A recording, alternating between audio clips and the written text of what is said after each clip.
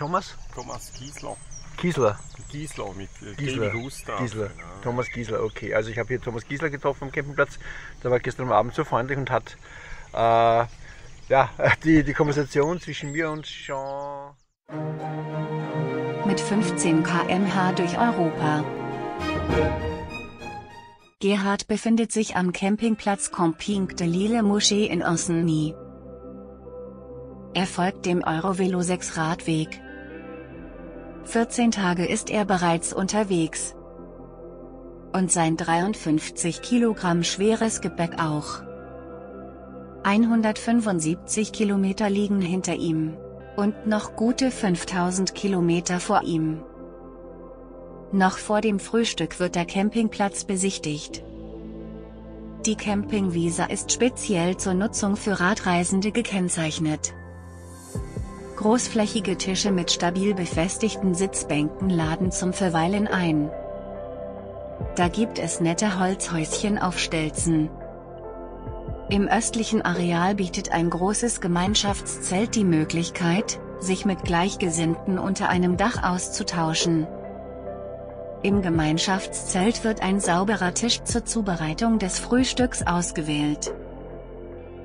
Dann wird ausgepackt, eine Thermoskanne, ein Trangia-Kocher, eine Dose Frühstücksfleisch, ein Schneidbrett, ein Multifunktionsbesteck, das Knäckebrot und der liebgewonnene türkische Kaffee von Aralia. La Baule, eine französische Zeitung. Schon beim ersten Blick in das Blatt macht sich der Mangel an Französischkenntnissen ungemein stark bemerkbar.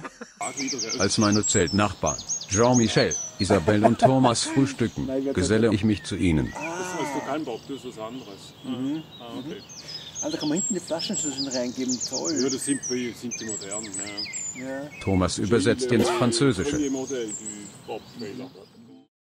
Später meinte ironisch, er schickt mir eine Rechnung. Mittlerweile ist es 10 Uhr. Isabelle, Jean-Michel und Thomas verabschieden sich. 3 Stunden später verlasse ich den Campingplatz. Und das, obwohl der innere Schweinehund mich drängt, hier zu bleiben, nachdem er das Schwimmbad und die überdachte Terrasse gesehen hat. Die erste Etappe führt über 6,5 Kilometer von Ancenis nach La Rabotière. Ja, zwischendurch eine kleine Stärkung. Getrocknetes Obst. Gerhard. Das ist aber kein Obst. Das sind Nüsse. Und die wiegen gut 500 Gramm. Ob das die Lenkertasche aushält? Und ein kurzer Blick in die Karte. Nach dem Vormittag etwas Zeit zur Bearbeitung von administrativen Tätigkeiten verwendet wurde, bin ich um ca. 13 Uhr von Ancenis aufgebrochen und jetzt eben unterwegs am südlichen Ufer der Loire. Tagesziel ist Angers. Wäre natürlich schön, das zu erreichen, das ist aber knapp 60 Kilometer entfernt. Ja, es ist kein Muss, es kann sein. 60 Kilometer, das schafft er nie. Erst jetzt bemerke ich, dass diese giftgrüne Band neben mir ein stillstehendes oder langsam dahinfließendes Gewässer ist. Es gehört zu La Barre Sainte-Catherine. Bonjour. Verzaubert durch diese wunderschöne Naturlandschaft, hältst das Fahrrad an. Und ich mit ihm. Die La Barre Sainte-Catherine zeigt sich von der schönsten Seite. Eine Steinbrücke im Westen versetzt mich in das 15. Jahrhundert. Liegt da nicht jemand auf der Bank? Die nächste größere Ortschaft ist Saint-Florent-le-Vieil. Bis dorthin sind es 9,2 Kilometer. La Rabotière. Das ist ja eine Freude. Eine gute Stunde habe ich sie nicht gesehen, meine Freundin, Dilware. Oh. Ein Mohnblumenfeld.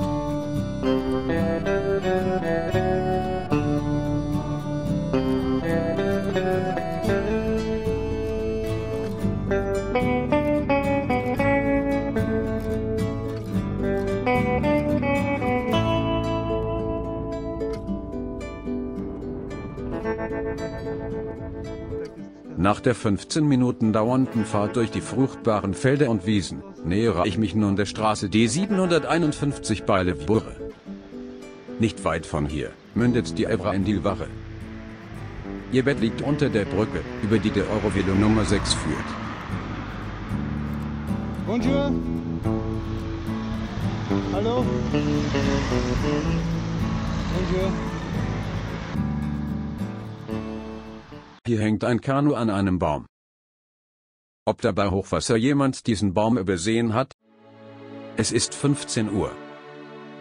Mein Freund Garmin meint, dass es bis Angers noch 45 Kilometer sind. Na dann. Liebliche und harmonische Klänge durchdringen die Atmosphäre. Die Resonanzen ziehen mich magisch an. Klang ist Notre Dame du Marie. Notre Dame de Marie. Wunderbar. In the year 430, Our Lady, the Virgin Mary, appeared to the Bishop of Angers at that time.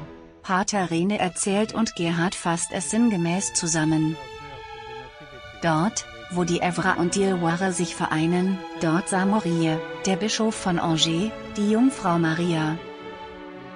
Die Basilika ist seit langem eine Hochburg christlicher Wallfahrten und Spiritualität. 1873 führte eine Pilgerreise unter der Leitung des Bischofs von Angers zu einer Ansammlung von über 50.000 gläubigen Menschen.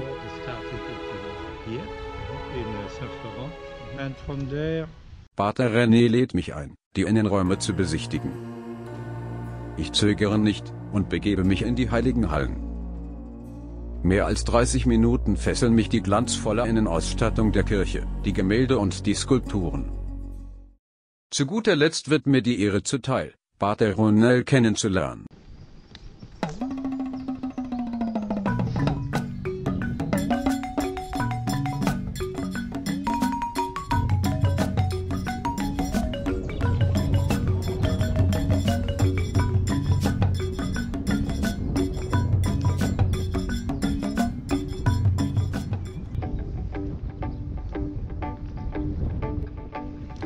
Hier, wo sich das Flussbett teilt, erhebt sich das Betonbett der Straße D752 über die Loire. Die Kopfsteinpflaster rütteln mich, das Fahrrad und den Anhänger ordentlich durch. Hoffentlich überstehen es die Geräte und die Flaschen Wein, die ich für einen guten Zweck durch halb Europa transportiere, unbeschadet.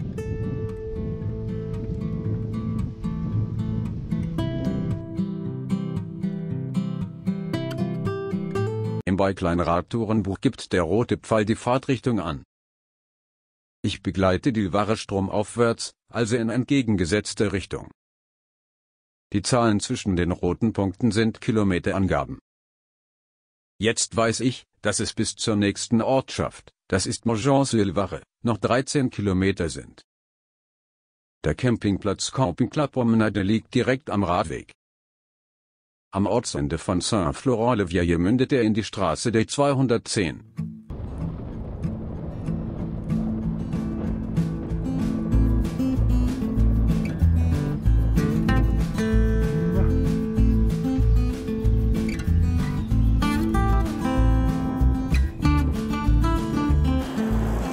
Es ist 16:30 Uhr. Die Ortschaft am gegenüberliegenden Ufer kann nur Montjean-sur-Loire sein. Garmin meint, es sind noch gute 5 Kilometer bis zum Ziel.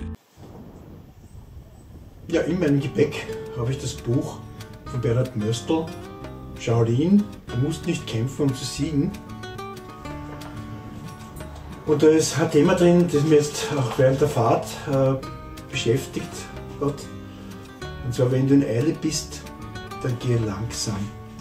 Da geht es um das Prinzip der Langsamkeit. Und ich zitiere hier einen Absatz, der mir besonders gut gefällt. Ja, das Leben hat sich beschleunigt. Schneller lesen, schneller lernen, schneller essen, schneller in den Urlaub und noch viel schneller wieder zurück. Einfach schneller leben.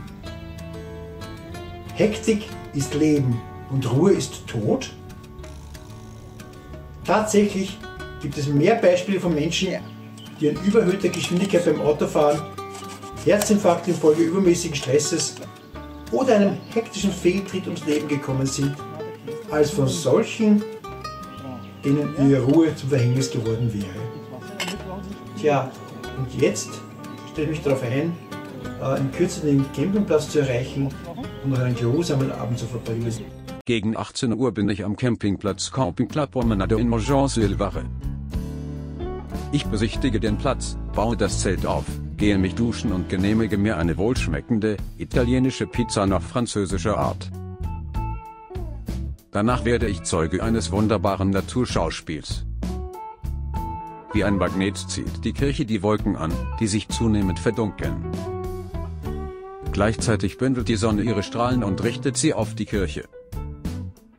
Es ist, als wolle jemand etwas ganz Besonderes hervorheben. Am 15. Reisetag ist Gerhard 205 Kilometer von La Baule, vom Atlantik, entfernt. Heute ist er 1 Stunde und 45 Minuten im Sattel gesessen und hat dabei 30 Kilometer zurückgelegt. Dabei hat er ca. 900 Kalorien verbrannt. Das entspricht dem Wert einer Pizza.